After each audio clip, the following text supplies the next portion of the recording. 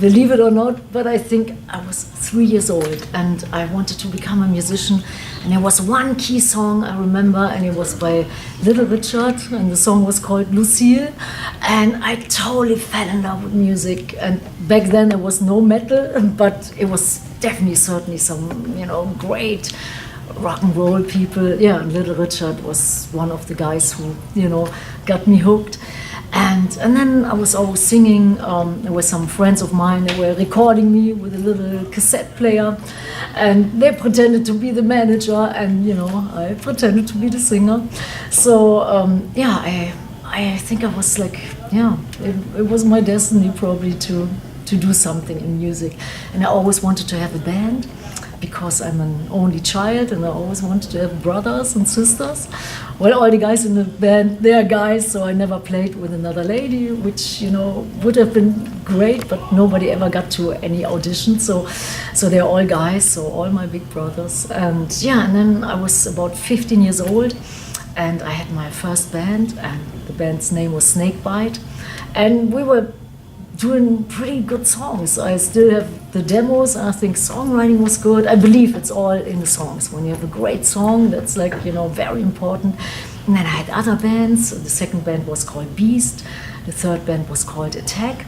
And then we formed Warlock. And it was, I think, the right time, the right place. It was in 1982. And actually we had band members from my former bands. From Beast, I took Peter. And a new guy was in the band, Rudy. And then we had a drummer, Michael. He was, I think, 15 years old. We were definitely young, but we wanted it so bad. And you could tell that this lineup had some sort of magic. Yeah, and then we played in some clubs. We played usually in the Netherlands and in Belgium, because Germany, has a huge metal scene now, very, very huge. But back then it was still, it was Belgium and Netherlands were ahead of Germany. So we always played in Belgium, Netherlands. And then we got our first record deal.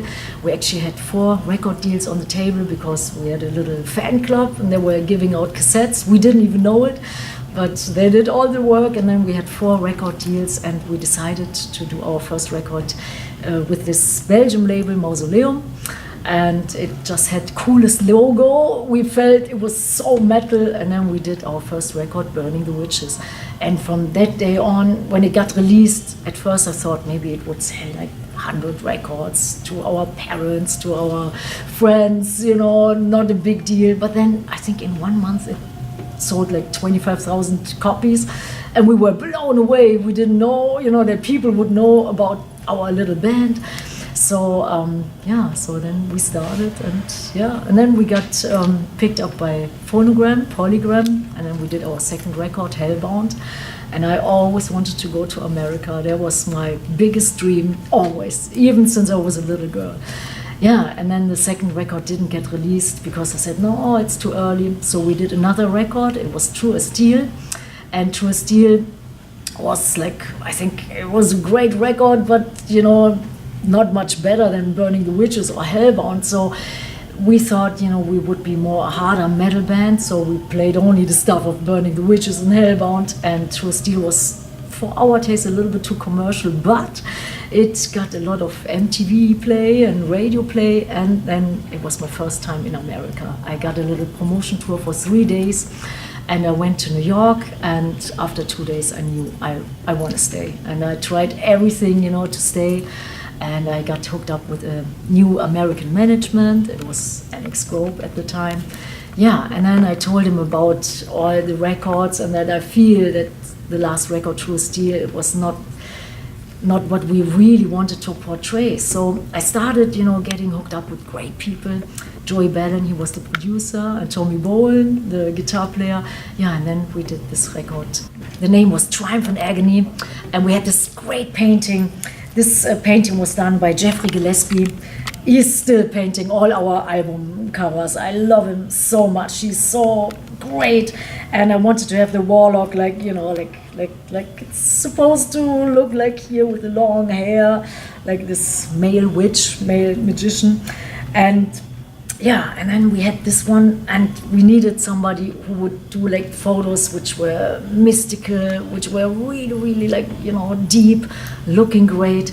Yeah, and then I met Mark Weiss, and we did this awesome photo session, and he was building like this set, and it was like in the middle of the woods, and he had some wolves, which I love, you know, I love all this metal stuff, and, you know, and he built even the moon. Yeah, and then he put me right into his beautiful set. I felt so great. I felt so comfortable. It definitely felt like a different world.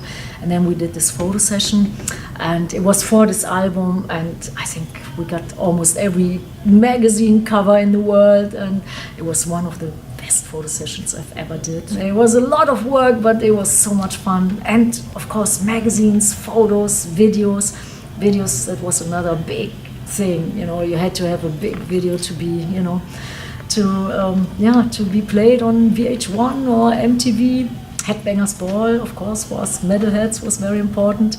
I had a great honor to host it a couple of times, and you could really tell it had such an impact, like, because millions of metalheads were watching it, and and then when you would go on tour, you could be sure that there would be full house, or that there would be a bus going around, and you had so much support. It was great. All the photographers, the magazines, the writers, and we all became friends. Very intimate, very friendly, and at the time that was like all the people I was like dealing with. They were all my friends, but you know, we always did some good work. And I'm a workaholic, so it's, you know, it's cool to have people who feel the same.